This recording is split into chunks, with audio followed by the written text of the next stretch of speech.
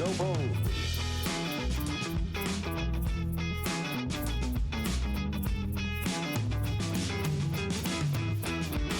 The No Bones Podcast.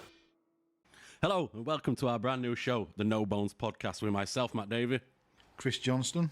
And Richard Lukauskas. Today we're going to be talking about just who is the UFC greatest of all time. Yep, it's a conversation all MMA fans, experts and even fighters have. Everyone has their own opinion, so we thought I'd share ours.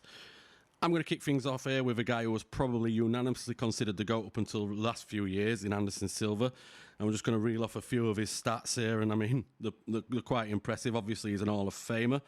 He's UFC middleweight champion with 10 successful title defences, more than anybody else in that category.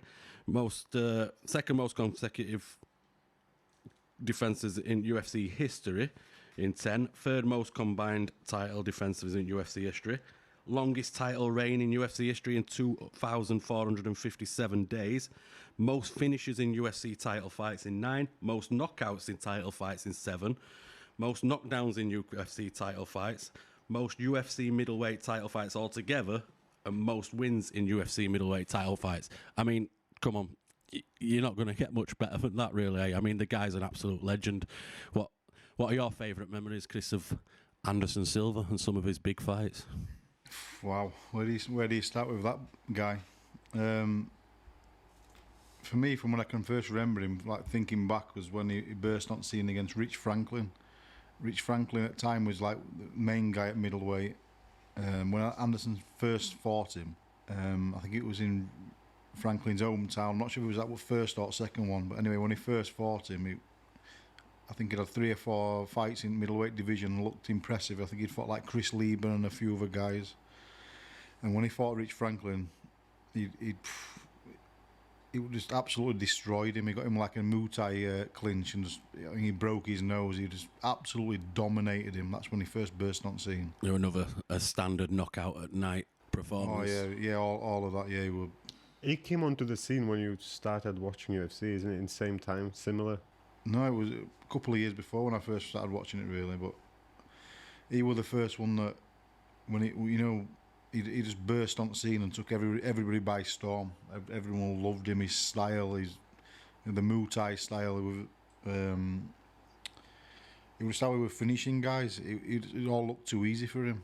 Then as he went on through his career, he's got some top names on his resume, hasn't he? To be fair, let's be honest. Yeah, for sure. Yeah, but guys like Chael Sonnen a couple of times and Victor Belfort, and list is pretty endless. To be fair. Yeah, it was only towards the end of his career that he tapered off, really. And one of the big ones for me was he fought Chris Weidman. Sorry, he was on a bit of a tear up until that point, until he fought him. And the first fight between them, what he kept doing, Anderson Silva, basically in his fights, he was the first minute of a round. He was feeling a guy out, and a lot of these top fighters or top combat guys do it. So he won't really throw much in first round or so, or first minute or so, should I say. And then he'd get into his swing with his timing and his reactions. He'd work somebody out what they like to do movement wise. And then after the first minute, if you ever watch any of these fights, he'd just come alive and he'd just bamboozle them really with his movement, with his style, his speed. His boxing was brilliant. Yeah, he ended up taking him out in second round to end Anderson Silva's 10-fight championship winning streak, obviously, which in itself was absolutely awesome. But it was start of a bit of a downfall from him, wasn't it? Like? Yeah, so basically the first fight with Weidman, what he did, he was kind of playing possum with him a little bit. He had his hands down, he was moving around like he did it towards the end of his, I call it like a 2-part spell of his middleweight career. The first bit was just extraordinary, up until he met Weidman the first time, and even before that, a couple of fights before that, it seemed to me like he was getting bored. He had his hands down, weaving side to side, like taking piss basically. It was all a bit strange. Weidman, anyway, I think he caught him and he knocked him out, it was like a shock to MMA world. It was unbelievable. And then on the rematch, it was crazy in the rematch. Just looking here, first fight finished in 1 minute 18 seconds in round 2. rematch finished on 1 minute 16 seconds in round 2. Almost identical finish time. That's bizarre. Yeah, it's unbelievable. And the second fight, everyone thought, Anderson, he won't be pissing around playing possum, hands down, all this. So he went into it a bit more seriously, and it basically what happened, he threw an hard low kick, and Weidman checked it, and Anderson Silva, he basically his leg snapped in half, so he completely, destroyed bottom of his leg. And for me, after that moment, I think he was out for at least 2 years. He was out for a long time. Yeah, in fact, he's only got one more win against Derek Brunson in the rest of his UFC career after that. Yeah, and that's for me, that's like the second part of his career for me. The first part was like something you've never seen, because you can compare all these UFC guys, but Silva, he didn't grind decisions out, or he was just like an elite finisher. It was beautiful to watch him, honestly. It was unbelievable. Well, it's like if you look at his record, it's like two different guys fighting altogether, pre-injury and post-injury. Yeah, what was his record? I think he lost something like 5 or 6 of his last 7, or 5 of his last 6. Yeah, well, 6 including no contest against Nick Diaz. But yeah, six losses and one win in going out, obviously against. Do you know? To me, once he broke his leg, I don't think he should ever come back, because even then his career was kind of going downhill anyway. He was losing fights. No, the first fight he lost was against Weidman. Yeah. But he was playing possum. He was pissing about, hands down. Cause it was like a few fights leading up to that. Because it basically, to me, how it looked as a fan, that's all I am really as a fan. It looked too easy for him. It was like a different level. It was like a football. If you look at like Haaland playing for Man City now, and people saying it's like a cheat code. Yeah. It's like playing a different.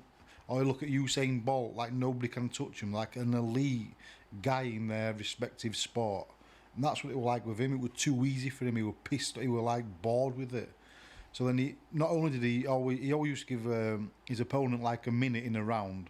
He'd like work him out, work this style. That was part of his plan. He always seemed to work.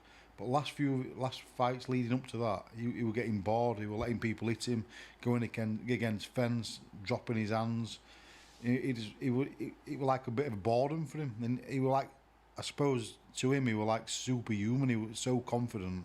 When Weidman in first fight, it was like a punch, like a knock from nowhere, and he flattened him, and then he jumped on top and finished him. The second fight, then leading up to that, he wasn't quite as like flamboyant in the second fight. He was like, you can say a little bit tentative, let's say, or like how he should have been originally. And then he broke his leg, and then after that moment, he was never the same. That old adage in it of hindsight's a wonderful thing. What Rich was saying there, he definitely should have never come back. If you look at his record since he came back. Yeah, that's what I felt. But even I felt then, when he broke his, I thought, you know what? Now, I know you broke your leg, but you still lost the fight. The rules are rules, and it's just how it goes. He did lose that fight by breaking his leg, really. No, he would have checked kick, so he was attacking Weidman. Yeah, Weidman defended it. He lifted his shin. Yeah. No, he defended it perfectly normal. And I'll tell you, I'm going off course a little bit here, but Weidman a few years later did exactly the same thing. And he only came back, I think, a couple of months ago. Oh, last month, yeah, he was on card, last month. And he came back against Brad Tavera, and he lost on points. But tough as hell guy, but it's crazy that it happens, how it happened like that, because it's rare you see them injuries, really. But we spoke about this a bit earlier on, about Silva. He's a really nice guy, and he was very likable. He was like a star of UFC, wasn't he? He was from very early days. He was like a GOAT there, anyway. Yeah, it certainly helped. Yeah. But then eventually, it kind of started to get to him, and we said we kind of understand why. Because you know what? If everybody and anybody worships you everywhere you go all the time, it'll just get to you. You can't help it, can you? Yeah, you start believing your own hype, don't you? And that's it. But you said you got your own theory on that, so go on. What's your theory? You know what?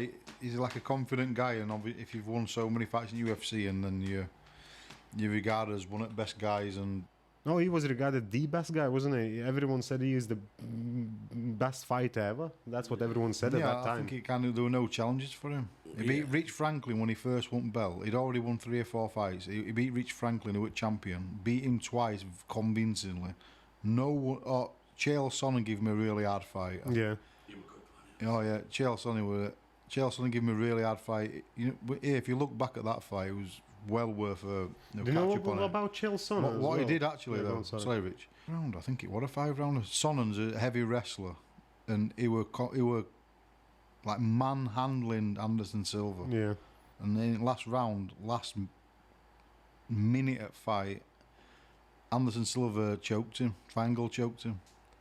So he beat him, and there were a lot of shit going into that fight. Chael Sonnen was king of trash talk. They were talking about Brazil, about all stuck in mud, about Americans, ingenuity and all, finance, everything goes behind America. What a country. Oh yeah, when my dad and my granddad were engineers, guess what? Anderson, yours was playing in mud. And he were coming out with comments like that, and he got under Anderson's skin. It 100% works that. But you know what? At that time, he was one of the most hated guys in UFC. But now when you listen to him now speak, you realize that he never actually meant any of it. It was all like he was doing what Conor McGregor did after him. It was just a showtime. He never actually meant any of it. He just wanted to get into his head, win the fight, and then want to make a bit of a splash. A splash, yeah. Splash, yeah. Yeah, there's a few like that. I know an Irishman like that as well. What's he called? Okay, so yeah, that's round up our contestant number one in Anderson Silva. It's dark and hell is hot. Ain't no sunshine when it's on. Only darkness every day. Ain't no sunshine when it's on. Cause when it's on, you know to be gone every time. Cause we don't play. I don't know. Where shall we go next? Shall we go Bones Jones or shall we go George St. Pierre? What do we reckon? Yeah, I'll go Bones because Rich is making beverages. Rich is topping brandy up, so we'll talk a little bit about Johnny Bones. Fire away, Chris. Yeah, is your man. For me, Jones is the king. I don't think you're going to get that many arguments either, to be fair. But let's see you make one. For me, with Jones, to start off with him, is the youngest ever UFC champion. He's got the most title defences. So, first of all, he was the champion when he was 23 years old. I think 23. He's got 13 title defences, and the majority of them, when he started off his career, were all against top guys. They were like Lyoto Machida, Rampage Jackson, Shogun. They all like ex-champions, like were pretty much first half of his old career. Yeah, first 6 or 7, I think, were rather champions or former champions. Yeah, no, he just burst on scene, and I think most people, if you were to ask him, I mean, I know Dana White says it that he thinks he's the GOAT. All of that comes with controversies with him, of which there's been a few. Yeah, from eye pokes to all things with DC, hit and runs, cocaine. Yeah, for sure. Yeah, he's been banned a few times. Let's say the man's a fruit and nutball. You know what though? I think that's why I like him even more though. There's a certain romance to lunatics, isn't there? Oh yeah, yeah. Most of my mates have got a couple of screw looses, or they're on that path. Yeah, for me, it's just how he burst on scene, how he won bell. I mean, when he fought Machida and he won bell, he always said that was one of his hardest fights. How he finished that fight, he basically strangled him and left him unconscious, and it was just wow. He's absolutely burst on scene. He's got one loss, but it's actually a disqualification against Matt Hamill. I'm not sure what year that was exactly. 2000 and I don't even want to say. Yeah, he got disqualified against Matt Hamill because it was a north to south elbow. So he was on top of him, dominating fight, winning all the rounds, but he got disqualified for how he elbowed him basically. 2009. 2009. I'm not going to say 8, but yeah, 2009. You would have been close. What's interesting with him as well, he's such kind of like a renegade, divisive you know, he probably needs help, doesn't he? Let's be honest. He is like if you look back at his rivalry with DC, the kind of opposite guys, and the ones this little all-star American from high school and college years and stuff like that, and then a badass raging cokehead, so to speak, allegedly. You know, so You can't say stuff like that. it's polar opposites, isn't it? So he's a decisive figure, isn't it? You know, I mean, some people are gonna like them type of guys. Some people are gonna think, you know, is he doing it the right way? Is he considered cheating or? Yeah, I mean, there's with Jones, you know, it's well known he's had his troubles. But anyone within fight game, they're all like highly respectful of his skill, and every single one of them. Only person that's come close to him for me is Alexander Gustafsson, and he won a split decision against him, and it were later reported, or John Jones, he came out and he posted it type thing. He'd not trained, or he was barely training for weeks. He was out partying, this and that. So I'm not sure how seriously he would take it game at that point. But to say he was still beating these guys when he wasn't completely knuckled down just shows talent of, you know, what he's got. And do you think he's done? Do you think it's one more, or do you think like the likes of Tom Aspinall and Pavlovich and stuff will get the chance to fight him, or do you think this upcoming fight with Stipe, who also needs to be in this conversation as well as DC, do you think that'll be his last? You know, I hope not really. That's another part of the conversation. Is for me, John Jones is his greatest fighter of all time, especially, you know, within UFC for sure. You'll not be alone in that. He was UFC light heavyweight champion, and everyone was saying, "Oh, he's going to move up weight." So eventually, he came back and he fought Cyril Gane. He was not really an all-round heavyweight. Like we've said before, haven't we? It looked like Cyril Gane just papped it a little bit from being opposite John Jones in cage in that fight. It was disappointing, wasn't it? I think everyone was expecting more, especially with him stepping up. And we thought that Gane, I mean, he's an up-and-coming, but it was disappointing, wasn't it? I think you touched on a good point. You know, when you said that he froze Cyril Gane, and I think you touched a point in that he probably has, you know, because he knew who he's fighting. And he was a bit uncomfortable. He knew, oh, you know what, I need to a bit of, you know, maybe... You think occasion got better of him? Yeah, I think so, yeah. And, you know, fair play, but I don't think he had much chance, to be honest, but I just wish to see them, you know, actually having a bit of a, you know, stand-up fight. Yeah. At least one round. It would have been nice. It would have been nice, yeah. He's a big old lad, he's still okay. Yeah, and it was a test to John Jones just for striking, you know, with striking abilities, and I just wanted to see that. And it didn't even get to see that. He just schooled him so badly, it was just unreal. It took him like, it was such an easy win that I think surely when John Jones come back home, I think he was disappointed. I think he wanted the challenge and there was zero fucking... Yeah. It's a good point. It wanted a bit of a test. Yeah, I mean, it was. Two minutes into the first round. That's all. It lasted, I say Stipe, that will be a test for him because come on, Stipe, he's good at everything, and you know. Yeah, well, let's talk about Stipe a little bit. Let's have a bit. I don't think anybody thinks that Stipe is the GOAT, but I think he's knocking on the door.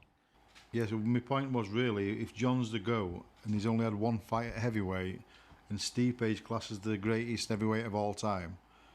So if Stipe beats John, does that mean he's the GOAT? Or yeah, that's a good question. But he's got a good record himself, and he's also a badass. He's very all-rounded. If you compare, for argument's sake, Stipe to like Cyril Gane, it's different level. It's absolutely different level. I think Gane's higher on rankings, but he's more active. Stipe's a firefighter. Yeah, they're both at different ends of the career as well. Oh yeah, different ages, different ends of career. Looking forward to it though. Oh yeah. Do you know when we went for a walk to shop for that brandy? I had this epiphany in my head. Mm-hmm. Do you know how you know when you're getting old? When you're, you know, yeah, I will. Yeah. Do you know? Do you know when the people you watch rise and fall, you watch them rise, become Hall of Famers and everything, most of them are already retired. Basically, they had the whole careers already, and then we're here. Like John Jones, his career in UFC is now 13 years old. This is how long he's been in UFC. Considering that George this St. year's- Pierre is 40 years old. Well, that's it. Considering that this year is the 30th anniversary year, obviously we all know Yeah. that he's been there pretty much half of Yeah. the whole of the UFC Yeah. history. Man. He's been- Chuck Liddell hasn't fought in how long? When was last time of Chuck Liddell fought? I don't think. What, 10 years ago? It's unreal. The champ is here. The champ is here. The champ is here. The champ is here. The champ is here. The champ is here. Another fighter that a lot of people definitely put up top in the list is George St. Pierre, or GSP. A Yeah, lot of do you know people what? like to Before we shut go him down. to George St. Pierre, while I was making drinks, while you two were talking, Yeah, and no problem, man. I wanted to touch on something. Do you know about the steroids thing and all that? First of all, you know a lot more than me about that. Do you know? I've never taken steroids for my life. I mean about John. I know I'm John Jones aesthetically steroids. pleasing and I've got John fucking... Jones, the abuse of steroids, whatever they call it. Yeah, I suppose we can't talk about. They Jones make without him like talking a about- junkie, you know, on social media and stuff. But the fact is, he was caught on very small substances, on sex, drugs, and stuff. You know, nothing. I'm not saying he didn't take anything else, but they all did anyway. Even they deny it. He That's take- a thing as well. It takes what most people, not of us, obviously, take on a Friday night. Yeah, in the yeah, town. exactly. And then the thing about that, I wanted to, to touch on that is what Joe Rogan said about a year back, I think, on Joe on, Rogan? Never heard of him. when he said about basically when they cut weight and then they come back to fight and they Why like the fuck do you keep looking at me? Steroids, cutting weight. Fucking look at him. looking at you, mate. Yeah, I've cut more weight than Chris, let's be fair. Yeah, you have, yeah, you look better, yeah. You look Yeah. toned up. I had a mat eating toilet earlier on. And a big stinking man. No, but you get Fucking my point, don't dreadlocks you? and like that. Come on, I get... Joe Rogan said, do you know the difference when you cut weight and you come back next day and you're like literally 3 pounds heavier, or 4 pounds, 5 pounds, 6 pounds heavier?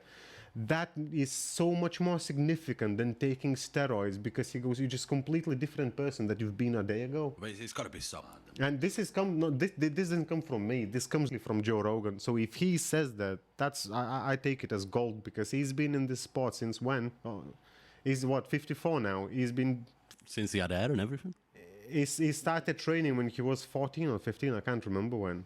Yeah, it wasn't in martial, it wasn't in MMA, was it? No, he was kickboxing, wasn't it? Judo. Oh, judo. Yeah, that's right. Yeah, judo. So my point is, he knows this stuff. He's been in this game for so long. Oh, for sure, he's won a... So when he says that cutting weight and coming back heavier into the fight is a lot more effective, or has a bigger effect than actual steroids, I'll take it as a, you know what, it probably has a point. Which is, I see Chris is a bit blinking, he's not sure about that, but... No, so what are you trying to say, Rich? So about, they all like knocking John Jones about taking steroids, but nobody speak about Dagestanis cutting weight like mad, like you say, the next day being on IVs to rehydrate and coming back 5-6 pounds heavier, and nobody like bats an eye on that, and I think that's wrong. Yeah, that's because they should question that, because that's like they're playing with legalities. I understand that they're still within legal realms. Yeah, but they're not breaking any really, rules. but they're not really, taking come on, like, steroids. They're just... yeah. They're taking like the weight cut into a different... Yeah, so the different guy dimension, who aren't is walking with 185, then he fights at 145, and his next day 165, and the bloke next to him is one actual 145. Come on. Yeah. I mean, it's all the guy who is 145 is in such a disadvantage immediately. It's crazy. I think if this sort of thing is going on with IVs, I and think stuff, that's know gonna it's have to not, change, It's not mate. breaking the rules at the moment, but I'm sure they'll Yeah, get I on think top that of will it have to a bit. change, because I think that's too much. Well, the one with Demetrius Johnson, I think he's on probably our list as well. Yeah, But he's fighting in one championship now, and they've got all different things going on. Again, they're putting like before they put a Muay Thai guy against him, one of the best Muay Thai guys in history, against Demetrius Johnson. At first round it were MMA. Oh yeah, I saw that. Second round was Muay Thai. Third round MMA. You know, it was some like variation of that. And he won anyway, Demetrius Johnson. But anyway, he the one championship, they've got something now with regards to cutting weight. So they're not just They're not weighed like 2 days before. They're weighed like a week before and leading up to the fight. And if you cut too much weight, they'll actually cut the fight. Really? Because they're saying it's too much stress on fighters' bodies. advantageous. Yeah. If you look at some fighters like that Paul Craig, who we were talking about, Scottish guy. I honestly, I was unaware that he'd moved down weight from light heavyweight to middleweight. And his last fight he won, but honestly, sick. Really drawn. Sick. It can't be good for them. Like Darren Till, You were saying like McGregor. What would I was about to say that McGregor. he's been Was through it when he stages. was fighting Jose Aldo? He wasn't it? No he one- came so. He was. Top not McGregor, like it. Yeah, all these who are proper invested in it or work within it or involved with it, they know it's unhealthy. It's not good for you at all. Okay. Let's go. I'm back. You know I'm back. Everybody stand up. Get up. An hour and a half ago, I did try swaying us onto GSP and George St. Pierre, I'm still eating pizza. So, who Richard's going to take a lead on that, and he's got a face full of pizza, but, he's Well, another absolute legend at game, Hall of Famer.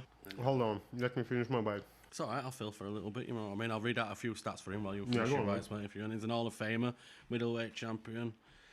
He's got third most consecutive defences in UFC history in 9, most successful title defences in welterweight history in 9, most consecutive title defences in UFC welterweight history in 9. I mean, that's just repeated itself, but most wins in UFC welterweight title fights 12, most UFC welterweight title fights 14, second most wins in UFC 13, just one behind John Jones. And, he's not a bad lad, is he? I think I should start with the fact that he's my all-time favorite. He's just, I rank him so high. I said it before. Just so listeners know, Richard likes this because he does resemble him a little bit. Very much so. And he has a good accent. Chicks love it. Sorry about all that. Yeah, so my point with him is, right? Sorry about that, Rich. What was that? Dickhead. He's English and proud, as you can tell, probably. Yeah, so my point with him is, and I always had a gripe, about Khabib, if we speak. Khabib had very few title defenses to begin with. And then he never actually fought George St. Pierre. And to me, that's, he never met his real match, because really, he only defended. And do you know what? He fought a lot of fighters that were a lot lower than him. Yeah. Nobody actually knows. I know he never lost a round and all that. One was questionable, okay, but there is that fact, isn't it? He never fought, it wasn't like every time he was fighting was top guys. A lot of times Khabib fought. It was the guys who were 10th in That is ranks. something that's... I'm sure we're going to get onto Khabib in a minute. But, so George St. Pierre, to me, is the GOAT in that weight division. And he really is to me. I don't think that there is anybody better today or when he was fighting as well. Yeah. Okay, he lost 2 fights, but you know what? Both times he come back and smashed it. I mean, he schooled them. He did, didn't he? Yeah. I mean, his record is incredible in it, to be fair. Yeah. He's retired due to age or nothing else, and he wanted to be with his family, didn't he? He's starting to come back, though. He's coming back in grappling matches only, though. That's fair enough to him, but don't want to be smacked in the face anymore, yeah. but he'll roll around a little bit. I respect him for that. He said, listen, I said it to myself years before, I'm going to retire when I'm 40 because I still want, when I'm 60, I still want to be able to think and speak and all that. And do you know what? You understand that? Come on. You want to be coherent. Yeah, you know what? For 20 years, you had your head kicked in, 26 wins, It's 2 gonna- losses. Yeah. Not bad. Yeah, can I throw something against that? Khabib never won the belt, did he? What? I didn't know that. He didn't win the belt because it was vacant.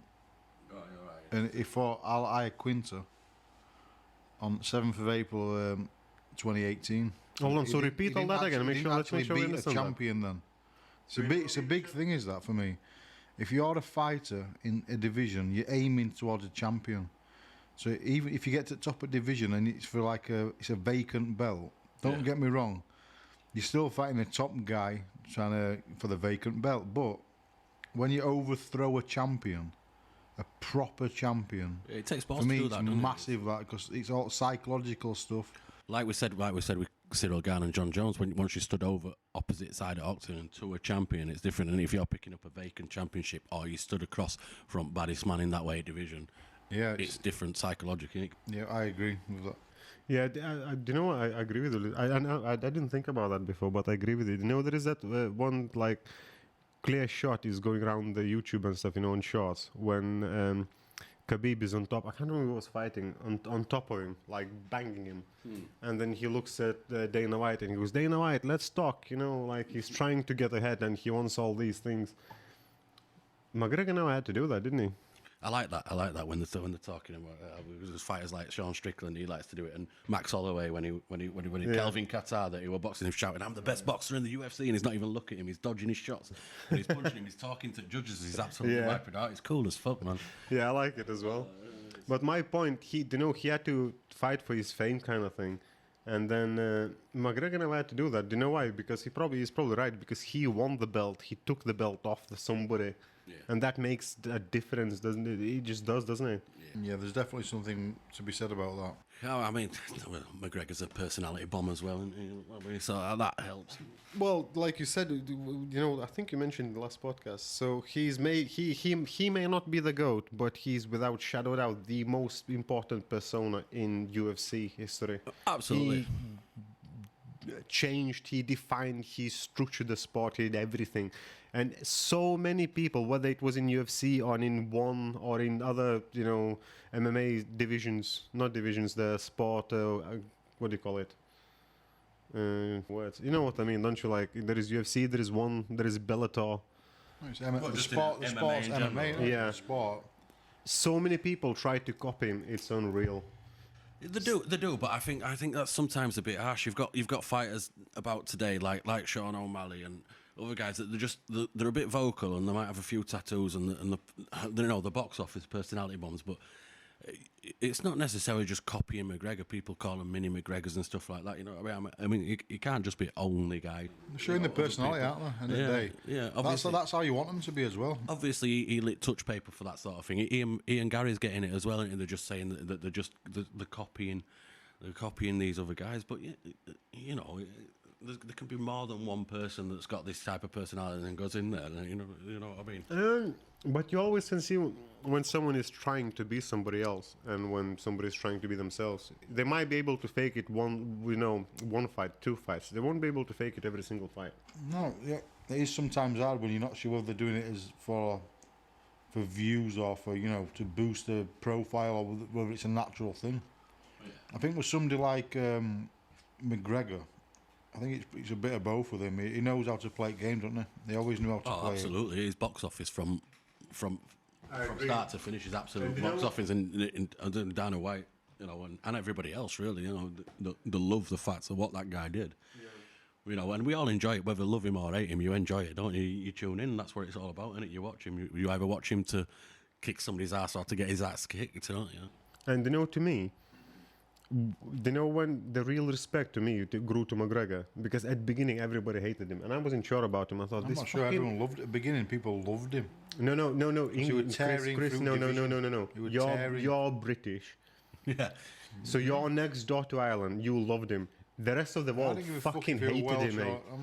Americans hate everybody. They wanted him to lose, and that's how he made his money. His game was to be hated. He knew he's gonna be hated, and he was fine with that. Yeah, literally, the whole world hated him because they wanted him to lose because of stuff he was saying, how loud he was. Nobody likes the show off. It's like a... No, Rich, where all that changes is when you back up what you say. Yeah, for argument's sake. That's what Conor did for in the beginning, nobody knew that, didn't he? He was loud, and nobody knew that. First few fights were finishers, and when he got into his swing, he was saying what he was going to do to people, and he was backing it up. He was winning. He won everybody round eventually. No, but they know, to me, that they know the real. That's when you understand that who he is, and you find, you know, as a fighter and how good he is. This is when you, like, you know, when he knocked Aldo out, that was just. That was one of the fucking craziest knockouts I've ever seen until today. The way he fucking played that, it was unreal. And I didn't know that until years later when Joe Rogan mentioned it. There is a fucking video when he's practicing every single movement in fucking room. Yeah, what was Sean O'Malley doing? Exactly the same. That overhand right against I mean, Aljo. Sorry, what was is he doing against Pereira second fight? Same thing, yeah, exactly, yeah. Same with Leon Edwards and Kamaru. But my point is, you know, when I really grew a lot of respect to him, you know, when he lost Nate Diaz first time, because he did lose first time, and he lost quite bad. He was not better fighting that fight, definitely not. Nate Diaz was better. He walked all over him. And you know, when he come back after the fight, when they like all the reporters like run to him, and when he was walking back to changing rooms, they like run up and with microphones, oh blah blah blah, you lost, because you know obviously he's a big mouth and all that. And he was humble as fuck, and he said, you know what? I remember like today what he said. He says, you know what? He goes, well, I moved up the weight, and I hit him with the punch that I usually hit people and they go down, and he didn't go down, so I didn't hit him hard enough. So he goes, I have to try next time. He was fair play to him. He was like nothing but respect, and I was like, oh, so you're actually respectful and humble guy. You know what I mean? You're loud, but you're not a dickhead. No, true champions. And that's what fucking splits you from a dickhead. He was humble as fuck. He congratulated him and everything. He says fair play to him. He was better than me today. And I'm like, oh, fuck me. Okay, so you're that guy. You can't be a sore loser, can you? No, that's the thing. He wasn't a sore. He was humble as fuck. He understood he lost. He understood that day Nate Diaz was better than him. He completely took it on. And you know what? He wasn't like even shy about it. He just said everything. He put it everything, laid everything out there. And I grew respect to him so much since then. I was like, okay. I think he did that against Poirier as well, didn't he? When he lost, he was quite humble about it. And then Poirier were being a bit of a dick, and I think that pissed McGregor off a bit. Like, yeah, it did, yeah. He was trying a bit humble guy. And Poirier, so I can't remember what he piped up with, and I think that pissed McGregor off a bit. No, we're talking about his wife and stuff, weren't we? And But you should know by now that McGregor is loud because it makes money. And this is great for you as well as for him. And I understand you touches your wife is a hard subject. But when you sign up to fight McGregor, you know that's coming. So you should be all ready, or fucking just don't take the fight. Yeah. If you are taking the fight, you know that anything goes kind of thing. Some of them press conferences early on with McGregor were better than half at fights. That's true, yeah. He's there with all junior, he's there with all guys from above weight classes. One of the most entertaining shows I've ever seen is a build up to McGregor's boxing match with Floyd Mayweather. That whole tour was fucking incredible. It's up there with Breaking Bad, man. It's fucking brilliant. You know what I mean? It was great. But yeah, I mean, we all agree that Conor McGregor is one of the most important fighters that UFC's ever had. But I don't think anybody thinks he's at the top of this GOAT list. But one of his biggest adversaries was Khabib. Enter a segue. We know we've already picked up on him a little bit, but let's go in a little bit more detail about Khabib, because a lot of people think he's GOAT because of the whole career going through without losing a single round. But a lot of people, because of his minimal title defences and stuff, think that maybe not. Maybe not. He's gone, he had 29 fights in MMA altogether, 0 losses, 8 knockouts, 11 submissions, which is no surprise there. When you're wrestling fucking bears as a kid and trying to choke them out, you're going to be all right doing it against some random guy that gets put up against him. It was impressive, and everybody believes that he never lost a round in his whole career.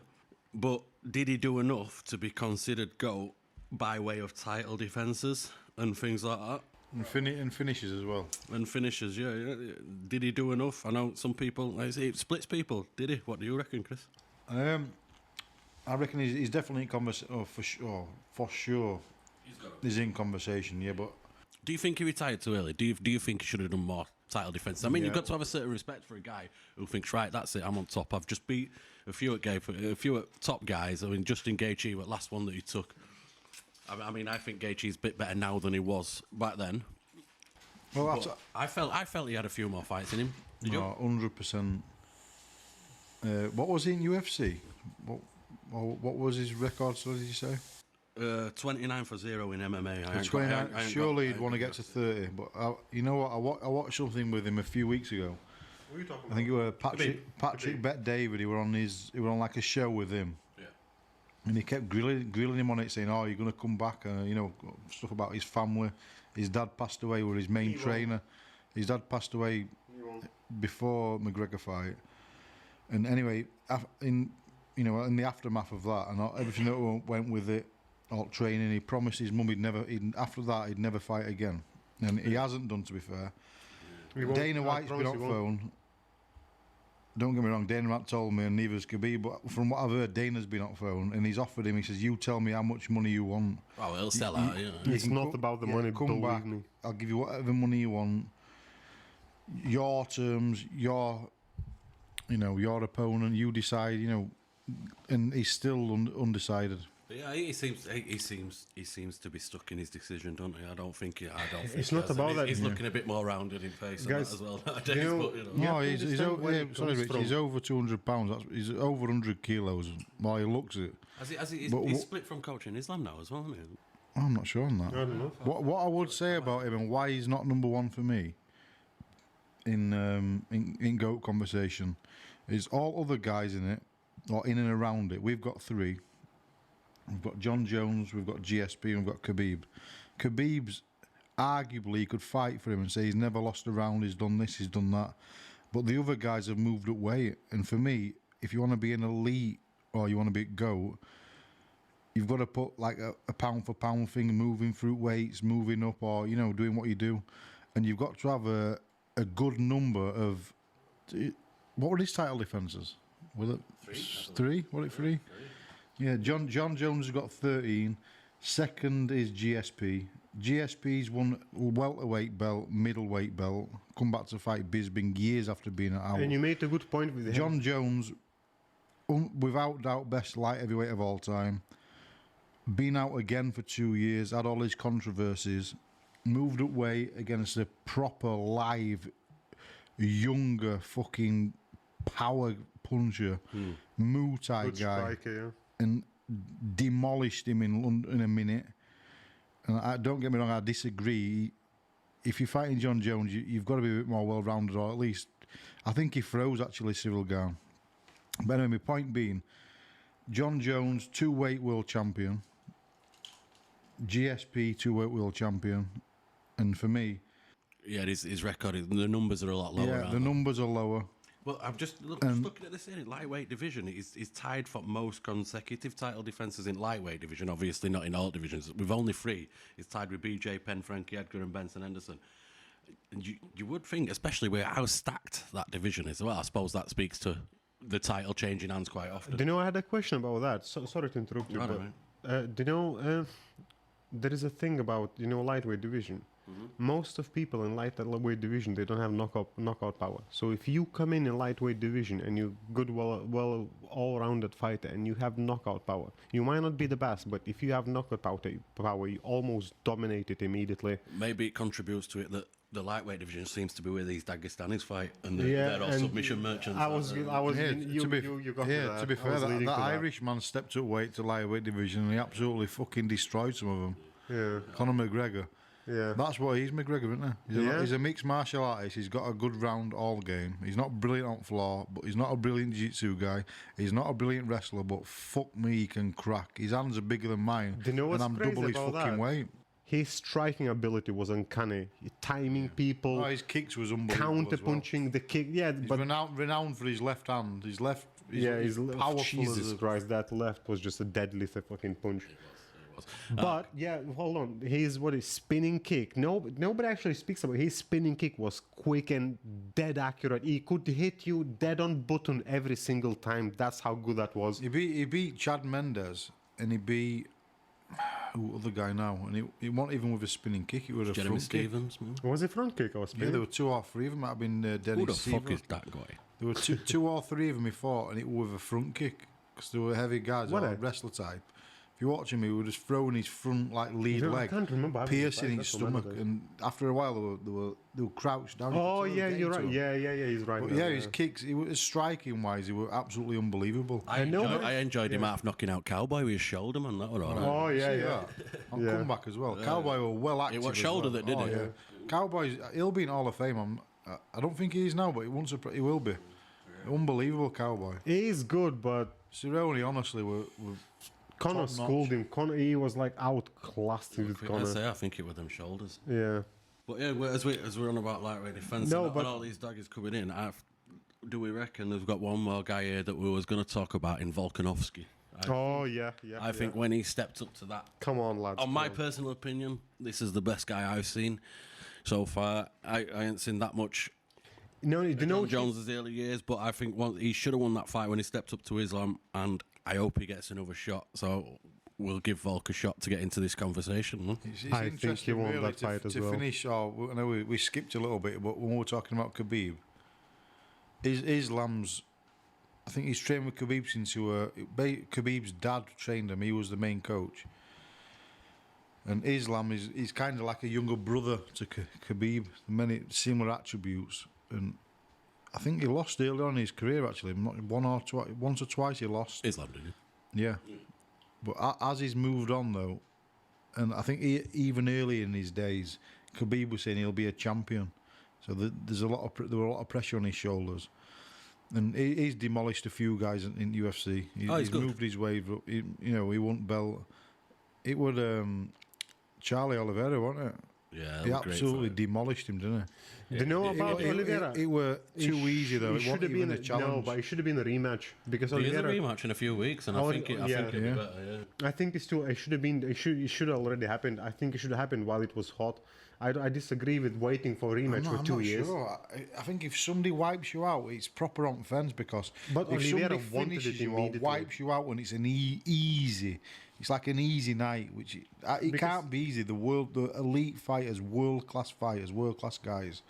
If it's an easy night, so if you look into it as a fan or if you're looking into it, is there something going on in background? Is it family? Is it you're not trained? Are you injured? They all fight injured. Nobody fights fully fit. Same, even go through all sports. Ask any of them or listen to anything you want to listen to. None of them perform fully fit. It very rarely happens. That's right. So that's there's a correct. lot of stuff Okay. in background. So when Charles Oliveira got dominated, it's like, if it's an injury, you don't want to go back in with him because you want to heal and you want to. If it's something mental, I'm not even sure if you get dominated, you want to go back in. But he did want to go back into it immediately. It's on a knife He edge wanted which a way rematch you there can go. and then. So what he's done though, he's come back, Charles Oliveira, and he's won a few, and now he's fully fit. I like Charles. So I love him. will you see the best part of him? I now? think it'll be a better fight than first. Oh, I think you might- Whether he'll win Yeah, or mate, not, that might be right. first one was, it was too easy, wasn't it? Yeah. Do you know what Chris just said? I think you touched on something. Do you know why? Because Oliveira, he was making a name for himself, wasn't he? He was becoming like a GOAT as well. He was like everyone, Oliveira. And he believed in that hype as well himself. Like we spoke about Silva as well. Yeah, so definitely. you start believing in that hype. And then But he does back it up as and well, then like he, we said. do you know, I don't know what happened. You All could be best right. ones do that, don't they? Yeah, They all back it up. and you know about all these things you touch about that could happen, behind the scenes, family, whatever, or injuries, maybe, yes, you could be right, could be wrong, you don't know. But one thing definitely happened, and we know that he underestimated him hugely. He was even pissed off about fighting him because he was only ranked 5th, wasn't he? Yeah.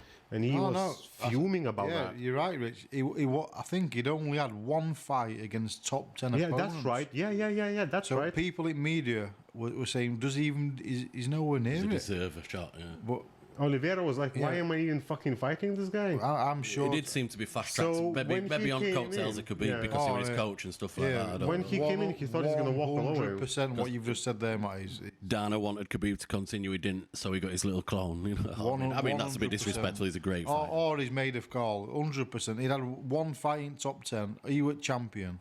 Convincing champion. It happens though, doesn't Khabib- it? Dana does like to bunch these guys up a little bit. Who's got this something to do? Like he does like to push them up and give them the shot early sometimes if he thinks it's going to bring in them PPVs. To be fair, people around him though were saying he's ready now, and this was when he wasn't even in top 10. So it's like if you know, you know, innit? You know, they say it all the time, if you know, you know.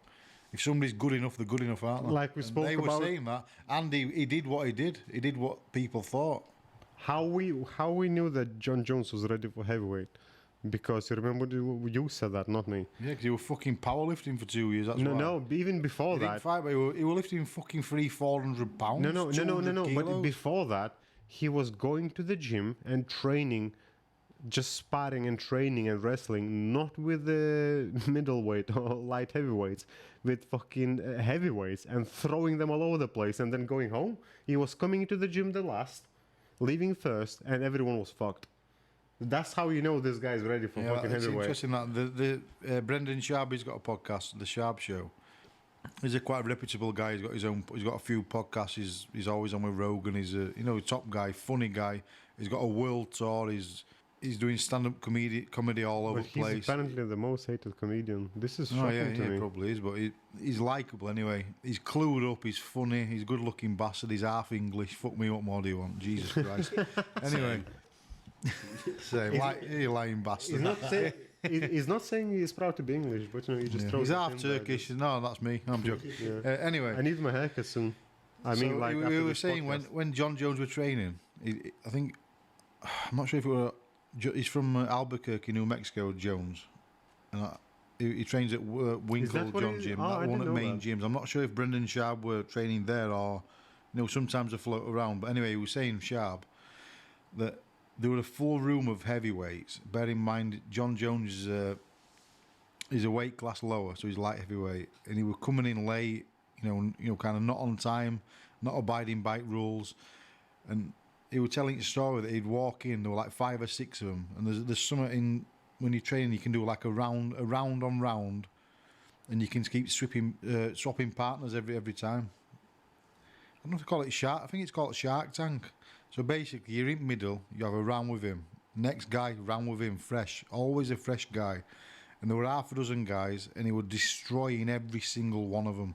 And they were all heavyweights. Ragdolling a lot of them. Chris, they were all heavyweights. Yeah, that's right. Yeah. Fucking come on. I'm sure it's Shark Tank, yeah. So yeah, he's been. He's been ready for heavyweight way before he was a fucking heavyweight. Yeah. And everyone, oh yeah, but you know what? Do you know what? To me, would I like to see him fighting Ngannou? Yes, I would. Do I think Ngannou would win? Fuck no, he wouldn't.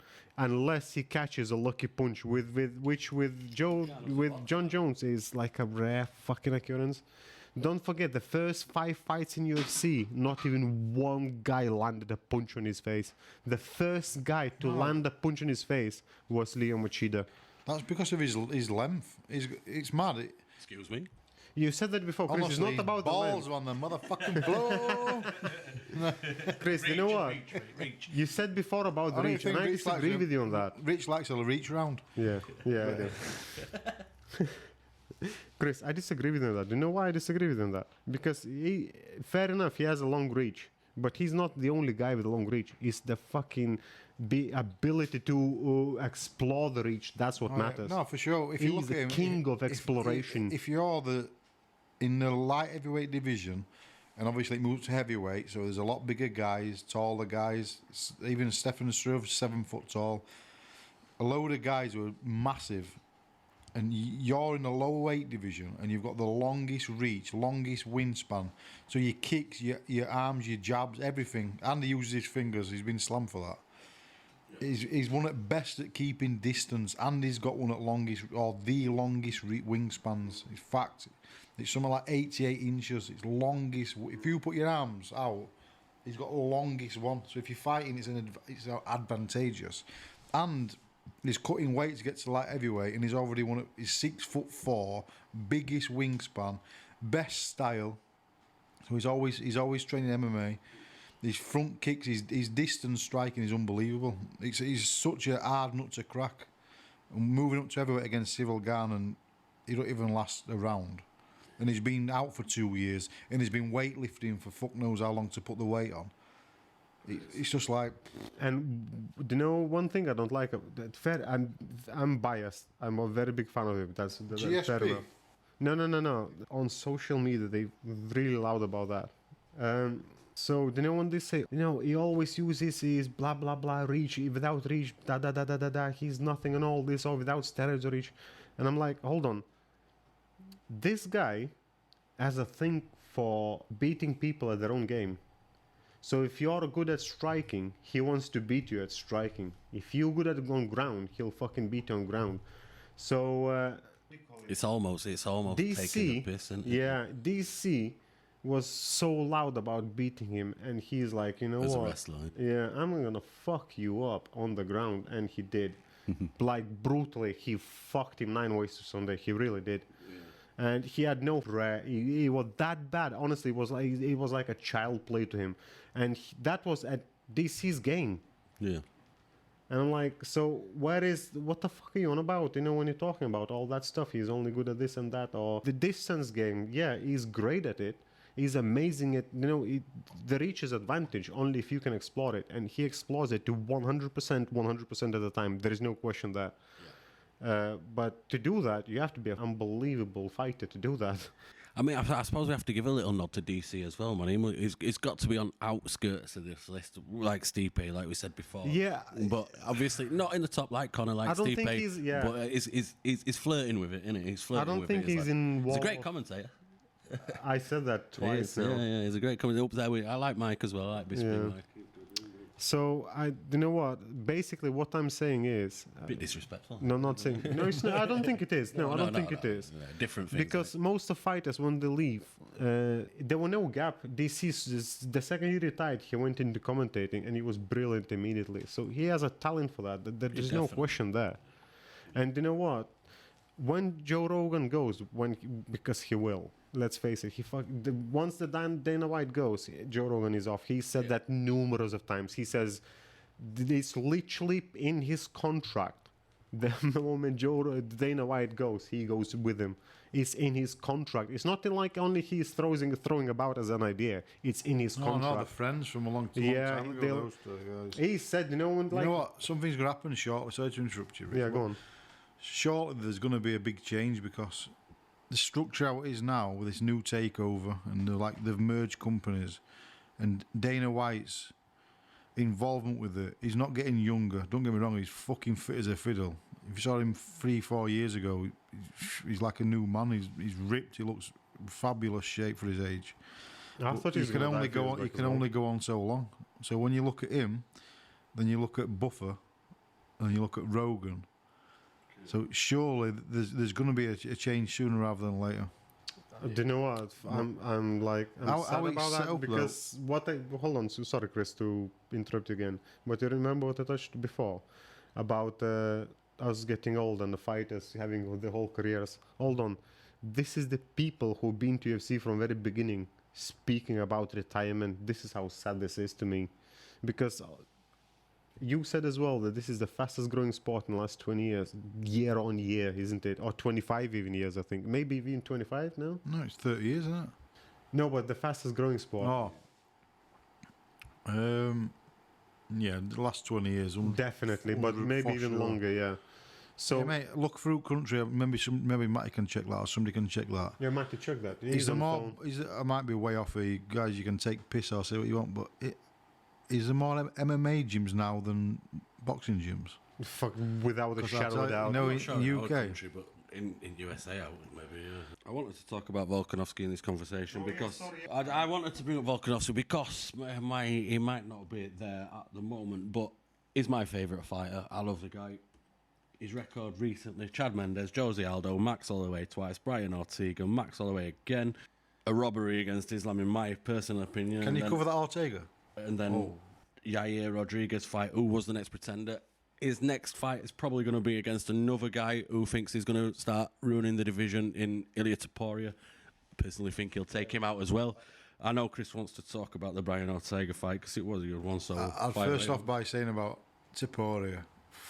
Ever since he's made his UFC debut, was it in London maybe? First time? First time I seen him, man. I don't know if that was his debut, but yeah, he stood out in that London shot. He's fucking Do you think he's star better than attributes, Volkanovski? that boy. Fucking hell, he's got some... I think he's gonna give him a good old battle. I expect Volkanovski to take him out, but he's very good. Do you know what I like about Volkanovski? He's His ferocious, background isn't he? story. Nobody knows his Volkanovski's background rugby story. league It's player, wasn't he? amazing, yeah. He wasn't a fighter. He was in fighting. Yeah, rugby league player, Yeah, rugby league, and he was little fucker. It explains a lot why he's... I think he's 5'5" and he's about 100 kilos when he played, so he was stocky, short. Them kind, they've got a good lower sense of gravity. Honestly, well, I played rugby years ago, and believe it or not, not at any level, but them little bastards who had a bit of weight on them. Fucking hell, good luck trying to take them down. I tell you what. And Thank you. anyway, fast forward a little bit. When he fought Brian Ortega, Ortega's a legitimate fucking killer jiu-jitsu guy. He ended up mounting Volkanovski. I'm not sure what round it was, and it was deep. He had him in a choke and honestly, it were fucking as deep as I've ever seen. It was. Oh, when he got out of it, yeah. Fucking hell, mate. Fucking hell. He Everybody didn't only thought get that out fight of were it, he over. won't fight. Everybody It thought were that fight fucking...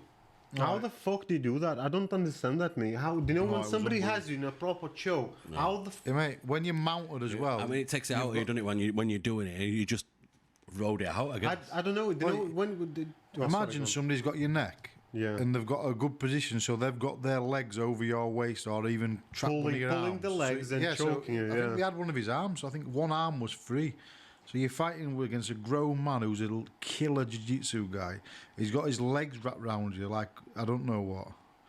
You can't only move one arm, and he's got you fucking choked, and you can't even shift your hips, nothing, because he's got your legs round you. Against a killer guy like with that style, to get out of that is one of and you know the what? greatest escapes I've ever Yeah. seen. That would bigger than Great Escape fucking movie. I think. Yeah, because when somebody has your legs, they take your power away. Because when you're even on the ground, nobody understands legs are a dominant thing. Yeah. If somebody that's takes your what, legs that's what out, the mount's all about. Yeah. If you're fighting with somebody straight on the floor, they can use the legs to manipulate you, to move you, to get a leg in what somewhere, to stop you, stop you, perching up or whatever else. When they've got you in mount, they're controlling your waist. and other thing, nobody understands that. Well, I'm saying nobody understands. Sorry, nobody who has ever been in proper headlock. Cheers, Felix. We've got a cat on the table, mini Yeah. panther. Felix, you literally pulling microphone. I don't want to see his his arsehole ever again, Rich. Yeah.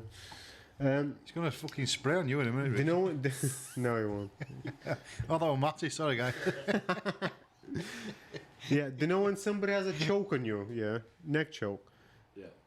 You ever been in headlock choke? It's Yeah, a few fucking brutal. Basically, what that does, your light literally closes in on you, and it like takes like it feels like your head is gonna explode, and like literally darkness comes into your eyes.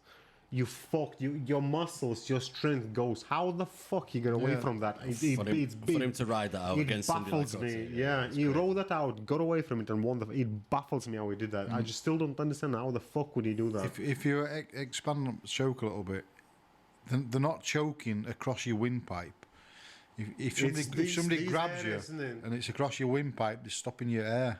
When But it's it's not on that. the side, they stop blood. Yeah, it stopped blood, and it's so that's why horrible. you're not allowed to choke like that. 'Cause it's Yeah. dangerous. With your. It becomes life Yeah, threatening. if you break the windpipe, you fucking kill them. Basically, that's Yeah, I why. love that guy, man. Volkanovski. For me, I mean, he might not have done enough yet to be at top of that table, but I think he'll continue. I think he'll get it. Well, he will get his rematch with Islam, and So, I hold on, hope Matthew. it's. I think he'll win because I think he won the last one anyway. Although whatever is I mean, it was controversial. close. It was close, but I think he still won that. I think he won that. But Anyway, no, hold on. I ask a question. I have a question for Matty. I love Volkanovski, you do, but Matty really loves Volkanovski. So what do you think? Do you think like 5 years from now is he going to be on Hall of Fame or the GOAT? Because I think he deserves a GOAT title even all now. Oh yeah, I he's do. in I conversation. think he's going to be right up there, mate. Right up Do you there. think he's going to be in the Hall of Fame? Yeah, I I think think he will as well. I think he's going to take out Taporia, and I think he's going to fight Islam again. Hopefully, I He'll hope take him so. out. I If he hope does he's that and gonna becomes fuck him champ. up 9 Oyster Sunday. I really do. He's got to be right up there, man. For me. Because don't forget. The what's his name? Who he's supposed to fight? I can't. What's you just? Ilya Taporia. No. Makachev. Makachev. Yeah. Oh, There we go. Sorry. So he's trained since he was 10-year-old, whatever. Khabib's dad. who was Khabib's dad, yeah. Head coach. Volkanovski was a fucking rugby player, little bit mischievous bastard who was 4 foot tall. And he actually, in my opinion, won the fucking fight. So next time, he's gonna fuck him up all over. I think that's what I think. I just think do. so. I don't give a fuck how much he can prepare because he was preparing all his life for that fight, and he actually didn't win the fight. Although judges scored the otherwise. That's But the thing. we both watched it. We all watched We're not the fight. alone. We're not alone. There's some big old names in UFC game that fought Volkanovski. won Yeah, that we fight. all watched that fight. We all seen that Do you know fight. if he'd have won though, is he straight away in that Volkanovski has only top echelons of that Well, conversation? he just has to then start fighting more lightweights, doesn't he? Which is interesting as well. and you know Volkanovski. What he was training, fighting since he was 1917. Very late he started training fighting. Yeah, as yeah, well. like I Do you said, know 'cause he what had a rugby career. Yeah. What I would say it's an important thing to. Successful rugby It's a career. really important thing to think about is it's all about timing, isn't it? Like who's Yeah, relevant absolutely. or who's on top or who. So who's on top? Who's fighting who at what time? What weight division they are? Who jumps at weight in a certain time? It's like Volk jumped at perfect times, didn't it? So if he'd have won, he'd have been Yeah. top. Jones, Jump is yeah. in- So Jones is relevant now. Obviously, he's always been relevant because he's an elite guy, but he's just come back a few months ago and won at heavyweight. So do you understand what I mean? Yeah. It's easy to forget those other guys. If you look at Aldo or even Silver, some of the Do you know guys. when we were preparing for this podcast, what you two, because I was busy with everything, setting this up and other stuff. You will keep saying that. Oh, we left this side. I can't believe we left Silva out. Fuck Oh, we me, left you this forget. guy Guys, out. We can't. I we left left this guy out. Like, what the fuck? When I first started watching MMA, the main guys were the George St. Pierre, Matt Hughes, Randy Couture, Chuck Liddell. There were them guys. Yeah, like how the fuck would you leave Chuck 2004, Liddell out? 5. Yeah. But they're not even getting a mention in this because it moves on levels. It does. What I couldn't believe I forgot, I'm sure I need to give me fucking head a shake. I forgot about Anderson Silva. Yeah. Fucking Matty nearly head kicked me fucking stone cold. You know, Matty nearly flattened me outside. Anderson who? What? Silva? Oh yeah. Him who Bisbing fought. Him who one eye. Yeah, him. You do forget that. Don't you? It's hard. So wait, let's wrap it up. We'll go around the table and see who we think is top. I think it's going to be unanimous, and it's probably not going to be a surprise. Can to I ask anyone. one question though? Once we've all Yeah, given go us. Okay, go on. No, I'll ask a question after. All right, I'm Jones all in. I'm Jones Olin. we all are. We're all John Jones. But for me, there's a little asterisk because I think Volkanovski's going to get there. I really do. I do, but I think what number 2 is John St. Pierre all day long. Okay, fire away, Chris. What do you think? Yeah, I'd agree with Jones, GSP.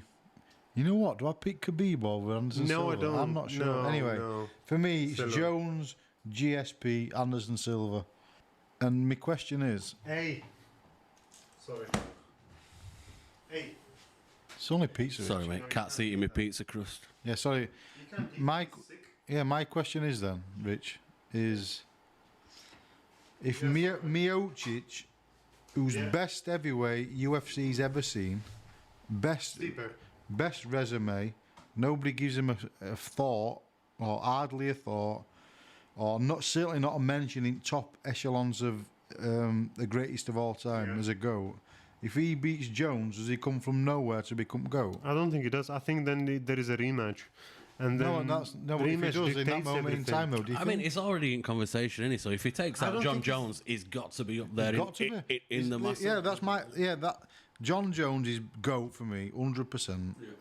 But also on top of that, the best heavyweight who's ever lived or ever been involved Is with Stipe. UFC is Stipe. So he's the GOAT Those two already guys anyway. are fighting next, and it's in November at Madison Square Garden. If Stipe beats John Jones, does he become the fucking GOAT? But It I is- think he's already the GOAT. No. Why not? Why not? Tell me, explain it to me why not. Well, look- Because I think he is. No, you've got, like we said before, you've got to look at. Stipe is very inactive. He had is, but fought every for time he years. comes, Even when he it's was active, he entertainment. was inactive. Yes, Yeah. and every time he come, he fucking beat people. He is, I How mean, many times? No, wait, go, Matty, can you pull that? How many times he lost? 3, I think. To whom? Francis Ngannou. Yeah, that's one. And I think that should have been a rematch again. Third rematch. Shale, Jesus Christ. Daniel Cormier. I can't believe he lost Daniel Cormier. Daniel Cormier was fucking elite, I'm telling you. He was the best heavyweight at one point. No, I agree with you, and I think 20 he's wins, great. 4 losses. I He's just lost cannot. to Ngannou, he's lost to Cormier, and he's lost to Junior Dos Santos. But he come back and beat Cormier, didn't he? Stephens too. Did he Stephens come back and too. beat every single one of them? Except Ngannou.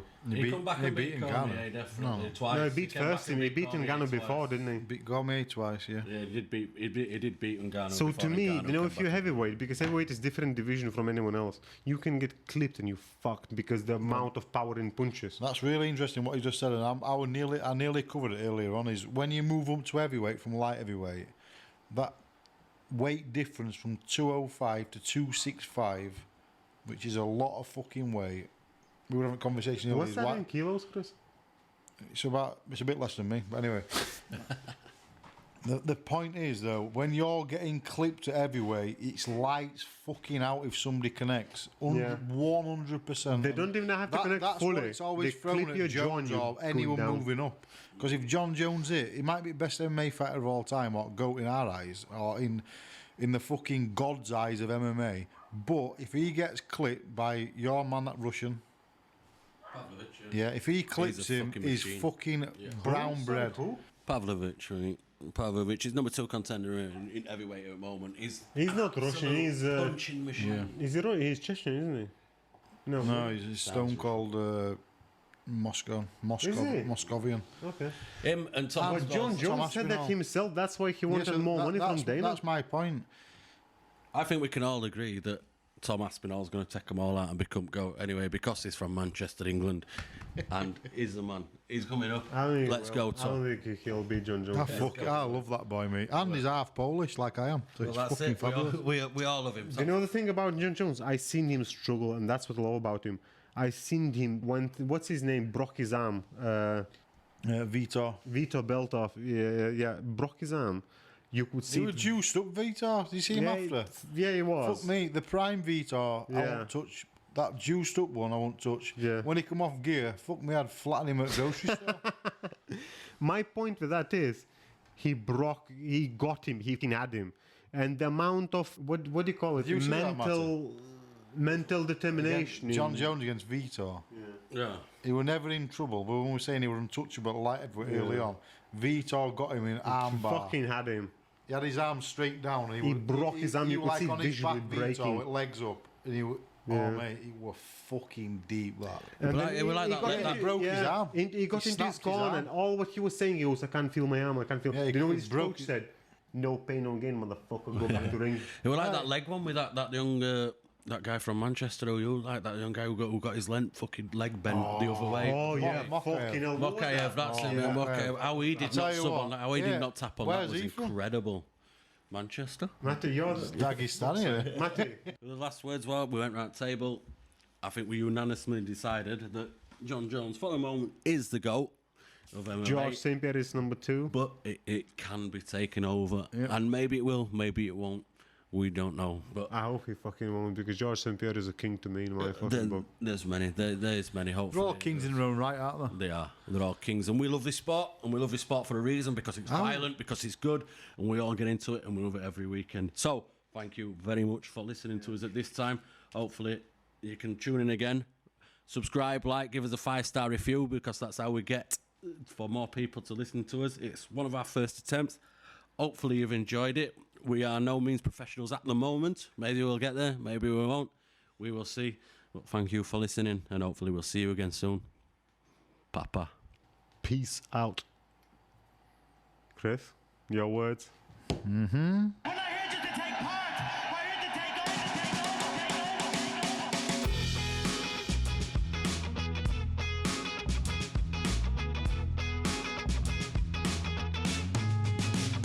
No bones.